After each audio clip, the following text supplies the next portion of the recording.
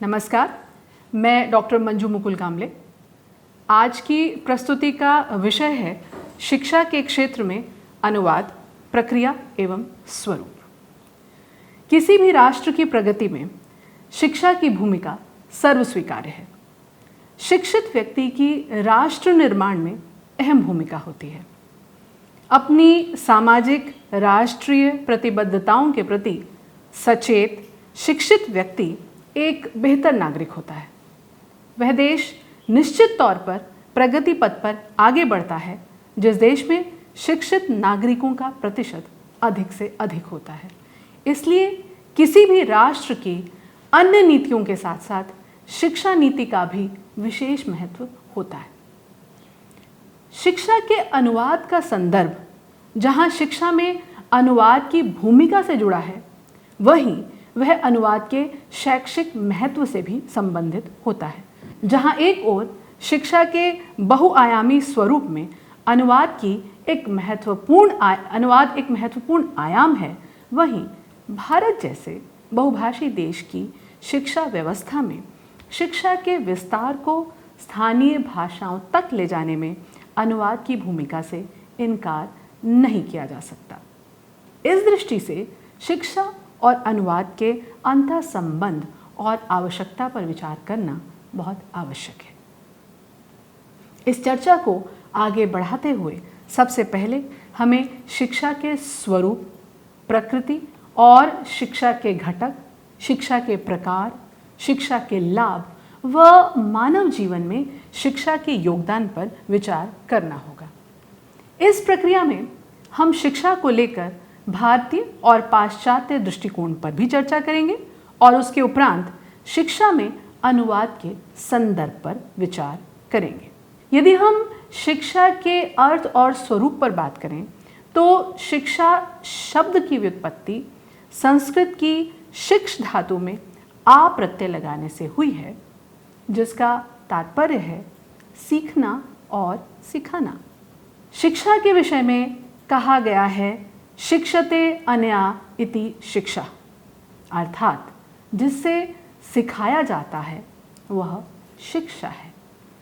जिस साधन प्रणाली से ज्ञानार्जन किया जाता है उसे शिक्षा कहते हैं। वस्तुतः शिक्षा एक प्रणाली है जिसके माध्यम से मनुष्य ज्ञान प्राप्त करता है तथा कला कौशल संपन्न बनता है। इस तरह से शिक्षा के संदर्भ में जो अनेक विद्वानों ने अलग अलग विचार उत्पन्न किए हैं। कौशल विकास के माध्यम से जीविकोपार्जन के लिए मनुष्य को सक्षम बनाना शिक्षा का उद्देश्य होता है। शिक्षा के माध्यम से मनुष्य के चारित्रिक गुणों का विकास होता है। शिक्षा के द्वारा ही मनुष्य के अंदर विद्यमान नैसर्गिक मौलिक प्रतिभा प्रस्फुटित की जा सकती है। इस तरह शिक्षा का मनुष्य के मनुष्यत्व के निर्माण में एक बहुत महत्वपूर्ण भूमिका होती है। इसी तरह शिक्षा शब्द के यदि अंग्रेजी प्रतिरूप एजुकेशन शब्द पर विचार किया जाए तो एजुकेशन शब्द लैटिन भाषा के 3 शब्दों से उसे जोड़ा जाता है। एजुकेशन शब्द को एक है एजुकेटम। एजुकेटम का अर्थ है शिक्षण की प्रक्रिया या शिक्षित करना। एजुकेयर जिसका अर्थ है शिक्षा देना या ऊपर उठाना या विकसित करना। एजुसियर जिसका अर्थ है आगे बढ़ना। इस तरह शिक्षा के अंतर्गत प्रशिक्षण, संवर्धन और पथ प्रदर्शन तीनों तत्व शामिल हैं, जिसमें विद्यार्थी की जन्मजात क्षमताओं के विकास के साथ साथ उसके सर्वांगीण विकास पर बल होता है। वस्तुतः शिक्षा मनुष्य के जीवन पर्यंत चलने वाली क्रिया है। शिक्षा के संदर्भ में भारतीय दृष्टिकोण शिक्षा के चहुमुखी विकास की ओर विशेष रूप से ध्यान आकर्षित करता है। शिक्षा के विषय में आदि गुरु शंकराचार्य ने कहा, सा विद्या या विमुक्तये, अर्थात विद्या वही है जो बंधनों से मुक्त करे। स्वामी विवेकानंद के अनुसार मनुष्य की अंतर्निहित पूर्णता को अभिव्यक्त करना ही शिक्षा है, अर्थात मनुष्य के भीतर जो पूर्ण रूप में उसकी प्रतिभा मौजूद होती है, उसे बाहर निकालना, उसे बाहर लेकर आना, उसे पूर्णता में अभिव्यक्त करना ही शिक्षा है। इसी तरीके से भौतिकवादी, चार्वाक आदि भी कहते हैं शिक्षा वह है जो मनुष्य को सुखपूर्वक जीवन व्यतीत करने में सहयोग करती है। Doctor AS. एतलेकर मानते हैं कि वैदिक युग से आज तक भारत में शिक्षा का मूल तात्पर्य यह रहा है कि शिक्षा प्रकाश का वह स्रोत है जो जीवन के विभिन्न क्षेत्रों में हमारा सच्चा पथ प्रदर्शित करती है। इसका तात्पर्य यह है कि शिक्षा हमें सही मार्ग दिखाती है, सही रास्ता दिखाती है और शिक्षित व्यक्ति अपने जीवन पथ पर सही मार्ग का चुनाव करने में सक्षम हो पाता है। महात्मा गांधी मानते हैं कि सच्ची शिक्षा वह है जो बच्चों के आध्यात्मिक, बौद्धिक और शारीरिक पहलुओं को उभारती है और प्रेरित करती है। अतः शिक्षा का अर्थ सर्वांगीण विकास है। वस्तुतः महात्मा गांधी यहाँ सर्वांगीण विकास में आध्यात्मिक, बौद्धिक और शारीरिक तीनों पहलुओं को शामिल करते हैं। इसी संदर्भ में हम स्वामी विवेकानंद के विचारों की यदि बात करें तो स्वामी विवेकानंद शिक्षा के संदर्भ में कहते हैं कि शिक्षा व्यक्ति के अंतर्निहित पूर्णता की अभिव्यक्ति है। शिक्षा मनुष्य में निहित दैवीय पूर्णता का प्रत्यक्षीकरण है।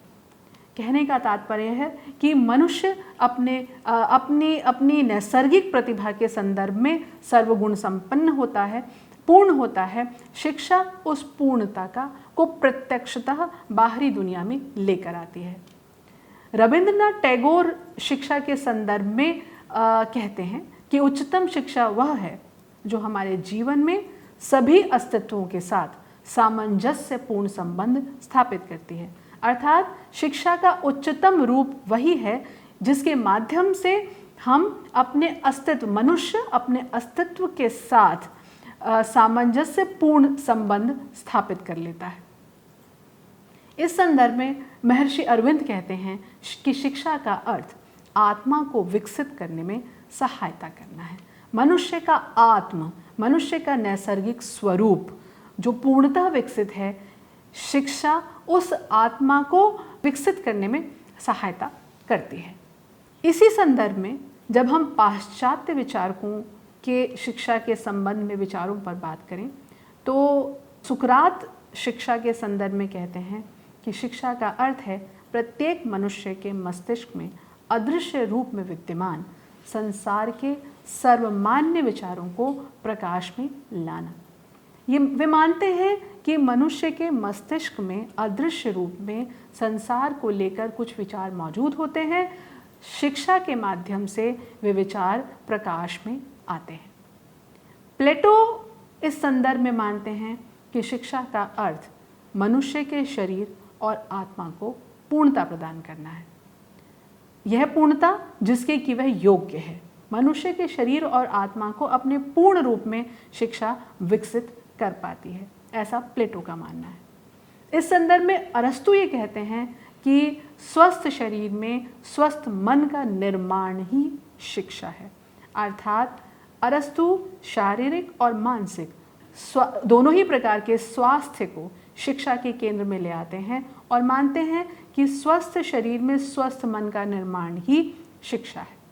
इस संदर्भ में हर्बर्ट स्पेंसर कहते हैं कि शिक्षा का अर्थ अंतः शक्तियों का बाह्य जीवन में समन्वय स्थापित करना है। कहने का तात्पर्य है कि मनुष्य के भीतर उसकी जो आंतरिक शक्तियां होती हैं, उन आंतरिक शक्तियों का बाह्य जीवन के साथ समन्वय जब स्थापित हो जाता है तो यही शिक्षा का उद्देश्य है और यही शिक्षा का रूप है। जर्मन शिक्षा शास्त्र में सुविख्यात दार्शनिक स्टेलॉजी के अनुसार शिक्षा मनुष्य की जन्मजात शक्तियों का स्वाभाविक, सामंजस्यपूर्ण और प्रगतिशील विकास है। कहने का तात्पर्य यह है कि मनुष्य की जो नैसर्गिक जन्मजात, जन्म से जो उसे प्रतिभा प्राप्त है, उन शक्तियों का स्वाभाविक सामंजस्य, उन शक्तियों का स्वाभाविक भी सामंजस्यपूर्ण भी और प्रगतिशील विकास करना शिक्षा का उद्देश्य है। इसी को शिक्षा कहेंगे।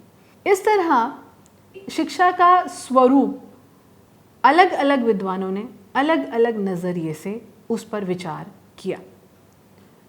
इसी बात को आगे बढ़ाते हुए शिक्षा प्रक्रिया की प्रकृति पर चर्चा करना आवश्यक है। वस्तुतः शिक्षा प्रक्रिया की प्रकृति को लेकर भी अलग अलग दृष्टिकोण मौजूद हैं। शिक्षा को लेकर समाजशास्त्रीय दृष्टिकोण ये मानता है कि शिक्षा एक सामाजिक प्रक्रिया है।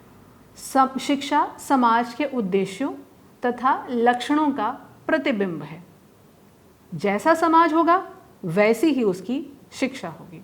तो वस्तुतः ये मान रहे हैं कि शिक्षा एक सामाजिक प्रक्रिया है जो समाज से परिचालित होती है, समाज के माध्यम से परिचालित होती है, और समाज का स्वरूप जैसा होगा, समाज के उद्देश्य जैसे होंगे, उन्हीं का लक्षण, उन्हीं का प्रतिबिंब हमें उस समाज की शिक्षण प्रक्रिया में भी दिखाई देगा।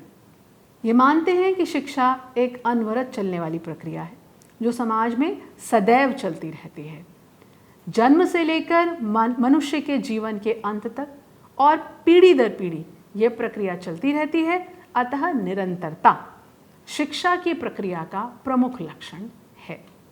J.M. मैकेंजी इस संदर्भ में कहते हैं कि शिक्षा एक ऐसी प्रक्रिया है जो आजीवन चलती रहती है और जीवन में प्रत्येक अनुभव से उसके भंडार में वृद्धि होती रहती है।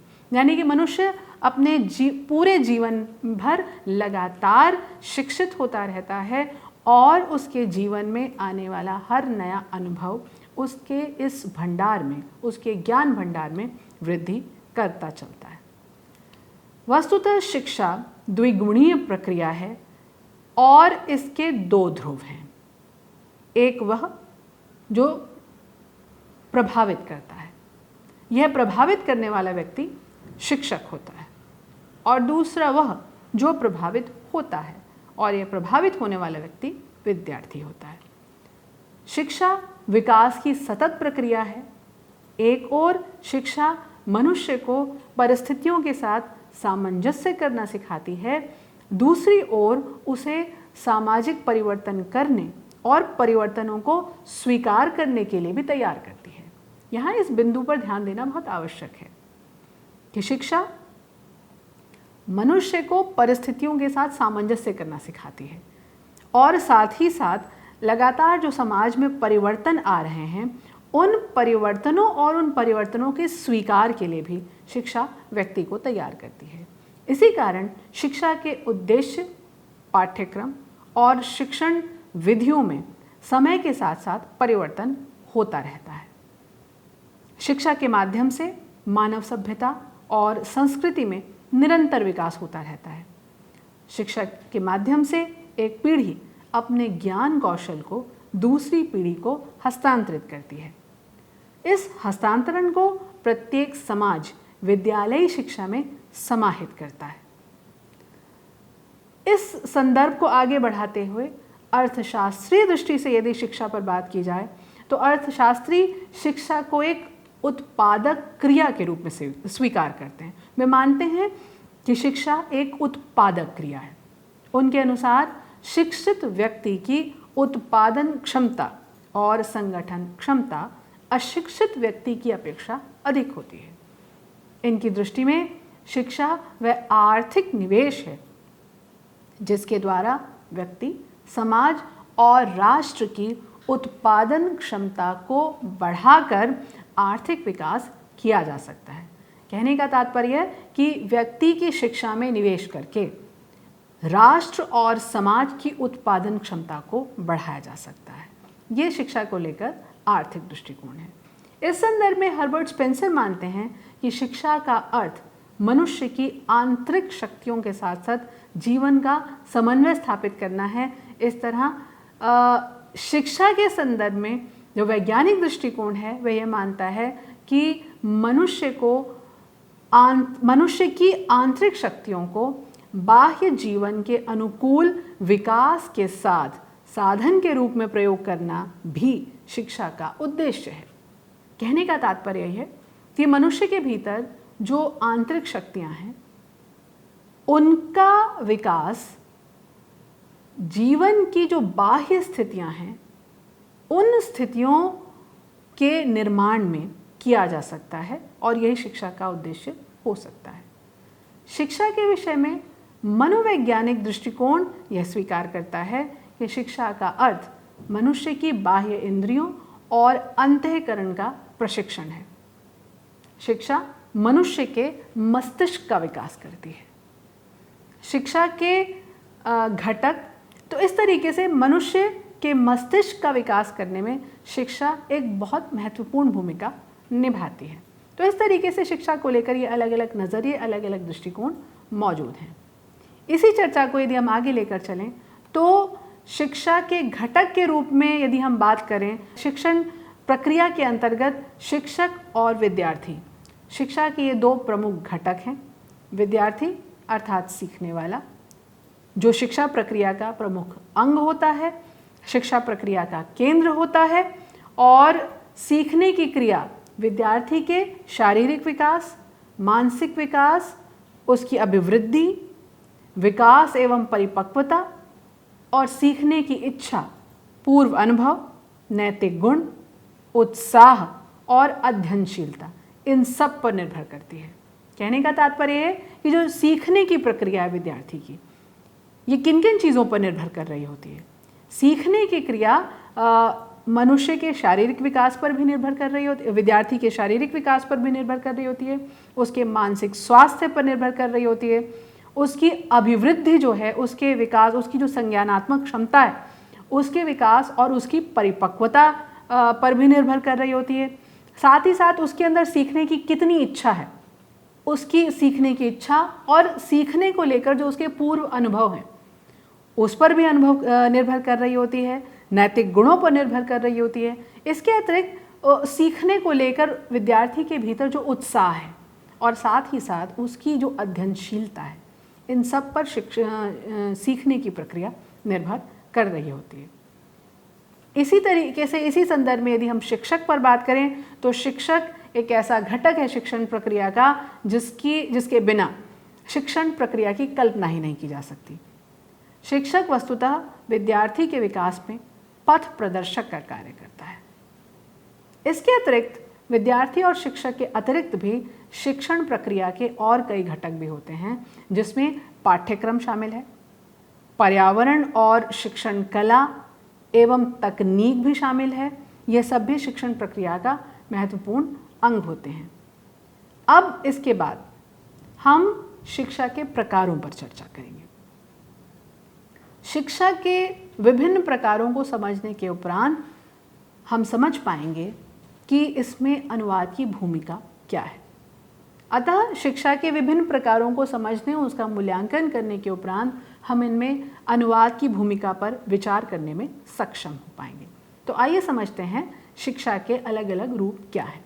वस्तुतः यदि ऊपरी तौर पर देखें तो हम शिक्षा को दो रूपों में विभाजित करके देख सकते हैं। एक तरफ है औपचारिक शिक्षा और दूसरी तरफ है अनौपचारिक शिक्षा। औपचारिक शिक्षा जिसके अंदर वह शिक्षा आती है जो विद्यालयों, महाविद्यालयों या फिर विश्वविद्यालयों में दी जाती है। औपचारिक शिक्षा के उद्देश्य, पाठ्यक्रम व शिक्षण विधियां निश्चित होती हैं। मतलब ये कि औपचारिक शिक्षा के अंतर्गत उद्देश्य भी तय होते हैं, पाठ्यक्रम भी तय होता है और शिक्षण विधियां भी निर्धारित होती हैं, निश्चित होती हैं। औपचारिक शिक्षा पाठ नियोजन के अंतर्गत योजनाबद्ध तरीके से कराई जाती है। माने औपचारिक शिक्षा में पाठ नियोजन एक महत्वपूर्ण भूमिका निभाता है और पाठ नियोजन के अंतर्गत योजनाबद्ध तरीके से औपचारिक शिक्षा की प्रक्रिया पूर्ण होती है। यह शिक्षा व्यक्ति, समाज और राष्ट्र की आवश्यकताओं की पूर्ति करती है।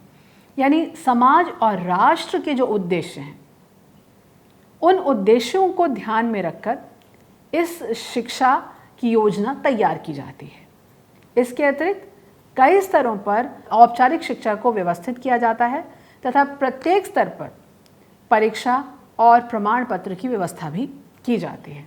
यानी कि इस शिक्षा में परीक्षा एक महत्वपूर्ण इसका हिस्सा होता है और परीक्षा के उपरांत दिया जाने वाला प्रमाण पत्र यानी डिग्री भी इसमें महत्वपूर्ण भूमिका निभाती है।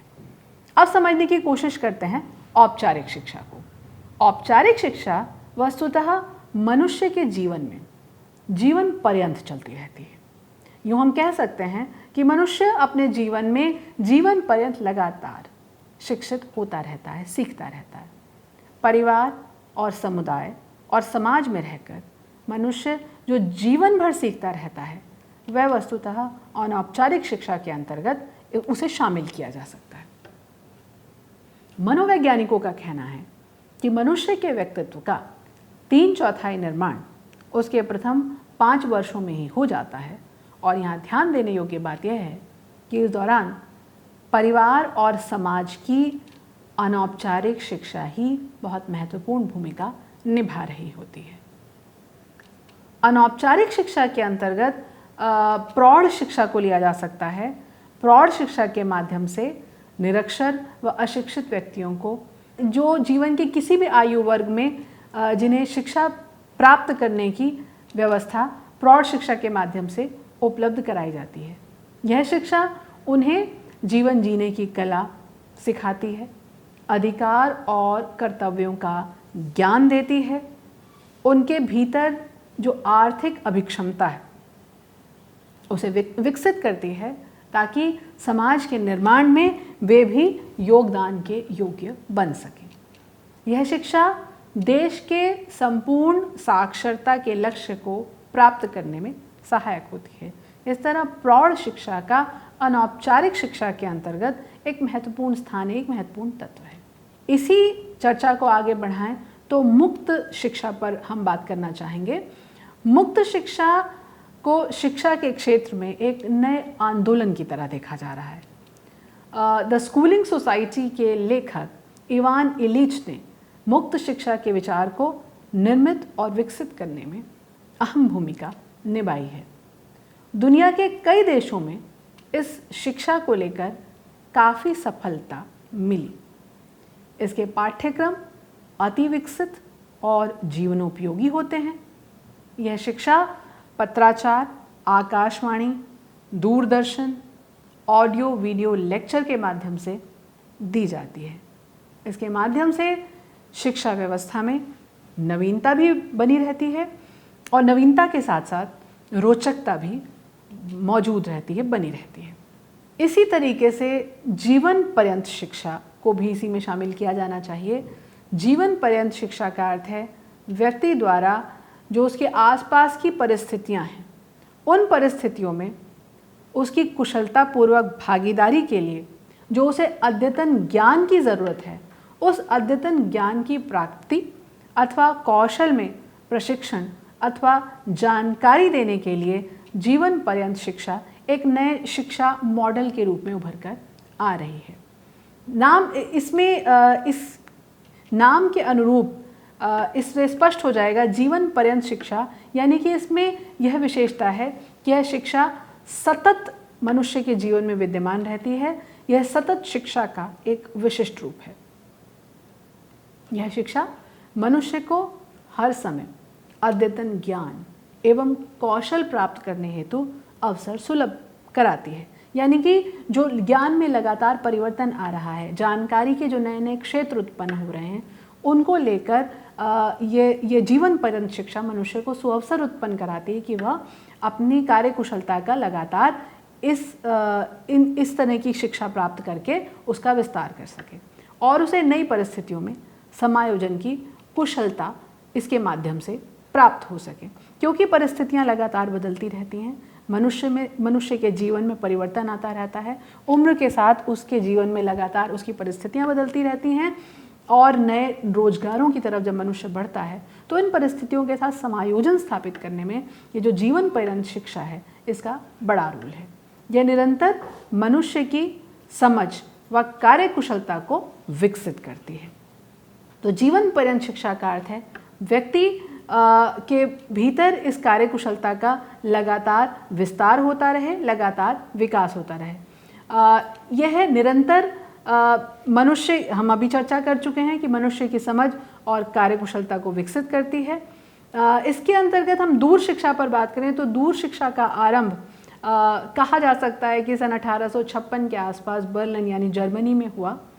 यह उन लोगों के लिए सुअवसर उत्पन्न करा रही थी जो दूर दराज के इलाकों में रहने के कारण कई बार औपचारिक शिक्षा उन तक नहीं पहुंच पाती थी, औपचारिक शिक्षा उनको उपलब्ध नहीं हो पाती थी, या अन्य किसी कारण से वे औपचारिक शिक्षा ग्रहण नहीं कर पाते थे। तो इन सारी स्थितियों में इस तरह की शिक्षा एक अहम भूमिका निभाती है। अब शिक्षा के इन प्रकारों में अनुवाद की अहम भूमिका है, इस पर चर्चा करना बहुत आवश्यक है। शिक्षा के कार्य व मानव जीवन में शिक्षा का योगदान व महत्व उत्तम व श्रेष्ठ राज्य का आधार है, जिसके माध्यम से उत्तम नागरिक का विकास होता है, जो अपने समाज व राष्ट्र के विकास में महत्वपूर्ण भूमिका निभा सकता है। इस दिशा में मानव की क्षमताओं के संवर्धन और विकास में शिक्षा की एक महत्वपूर्ण भूमिका है। शिक्षा एक महत्वपूर्ण भूमिका निभाती है। मनुष्य के जीवन में शिक्षा के योगदान को इस रूप में भी देखा जा सकता है। वस्तुतः शिक्षा मनुष्य की जन्मजात शक्तियों का विकास करती है, अर्थात मनुष्य की संज्ञानात्मक क्षमता, यानी जो मनुष्य के भीतर, मनुष्य के मस्तिष्क में जो कॉग्निशन है, कॉग्निटिव एबिलिटीज़ का विकास करने में शिक्षा एक महत्वपूर्ण भूमिका निभाती है। ज्ञान का अर्जन और अधिगम, ज्ञान के अर्जन और अधिगम से मनुष्य की इन क्षमताओं का विकास होता है। इस दृष्टि से भाषा, संप्रेषण और साथ ही साथ अनुवाद के महत्व को भी शिक्षा के क्षेत्र में समझा जा सकता है। शिक्षा का कार्य वस्तुतः संतुलित व्यक्तित्व का विकास करना है। शिक्षा के माध्यम से मनुष्य को शारीरिक, मानसिक, नैतिक, आध्यात्मिक, संवेगात्मक आदि अनेक दृष्टियों से मनुष्य के व्यक्तित्व का बहुआयामी विकास होता है। चरित्र निर्माण की दृष्टि से भी शिक्षा के महत्व को समझा जा सकता है। साथ ही साथ शिक्षा के माध्यम से मनुष्य में सामाजिक भावना का समावेश होता है। मानव जीवन में शिक्षा का प्रमुख कार्य व्यक्ति को आत्मनिर्भर बनाना है। शिक्षा के माध्यम से व्यक्ति व्यावसायिक कुशलता प्राप्त करता है। शिक्षा कुल मिलाकर मनुष्य को जीवन के लिए तैयार करती है। और यदि हम जीवन के संदर्भ में बात करें तो जीवन अपने आप में एक शिक्षक है। मनुष्य अपने आसपास के वातावरण से भी बहुत कुछ सीखता है। दूसरी ओर शिक्षा का कार्य मनुष्य को इस वातावरण के अनुकूल बनाना भी है। इस पूरी प्रक्रिया में भाषा, संप्रेषण और संवाद की अहम भूमिका है और इसी संदर्भ में अनुवाद की भूमिका का भी मूल्यांकन किया जा सकता है, किया जाना चाहिए। इस प्रकार शिक्षा की भूमिका को लेकर यदि हम कुछ बिंदुओं पर चर्चा करें तो आंतरिक शक्तियों का विकास, शारीरिक क्षमताओं का विकास, चारित्रिक एवं नैतिक विकास, संस्कृति का संरक्षण एवं सृजन, जीवन के प्रति तत्परता व सतर्कता, आत्मनियंत्रण शक्ति का विकास, सामाजिक विकास, मानसिक एवं बौद्धिक विकास, इन सब के लिए शिक्षा बहुत अहम भूमिका निभाती है। किसी भी राष्ट्र के शिक्षा के उद्देश्यों को प्रभावित करने वाले प्रमुख कारकों में ये सब स्थितियाँ बड़ी भूमिका निभाती हैं। और इसके अतिरिक्त किसी भी राष्ट्र में शिक्षा के उद्देश्यों को उस देश का जीवन दर्शन, उस देश की राजनीतिक विचारधारा, सामाजिक चिंतन, आर्थिक दशा, तकनीकी उन्नति एवं प्राकृतिक दशाएं बड़ी भूमिका निभाती हैं। इनको ध्यान में रखकर किसी भी देश की शिक्षा व्यवस्था निर्मित की जाती है, उसको तय किया जाता है। इसके अतिरिक्त किसी भी राष्ट्र की भविष्य की योजनाएं भी शिक्षा के उद्देश्यों को प्रभावित करती हैं। किसी भी राष्ट्र के शिक्षा से संबंधित उद्देश्य ही राष्ट्र की शिक्षा नीति का निर्माण करते हैं। इस तरह किसी भी राष्ट्र के निर्माण और प्रगति में अनुवाद की भूमिका को नकारा नहीं जा सकता। भारत जैसे बहुभाषी राष्ट्र में अनुवाद शिक्षा का अभिन्न अंग है। विभिन्न भाषाओं, समाजों और संस्कृतियों के बीच संवाद स्थापित करने में वैश्विक से लेकर स्थानीय स्तर तक अनुवाद की अहम भूमिका है। औपचारिक से लेकर अनौपचारिक शिक्षा तक पाठ सामग्री व मूल्यांकन सामग्री का निर्माण कार्य भी अनुवाद से ही जुड़ा हुआ है। प्रशिक्षण सामग्री तैयार करने में भी अनुवाद महत्वपूर्ण भूमिका निभाता है। इन सब विषयों पर विस्तार से चर्चा इस प्रस्तुति के अगले भाग में होगी। तब तक के लिए नमस्कार।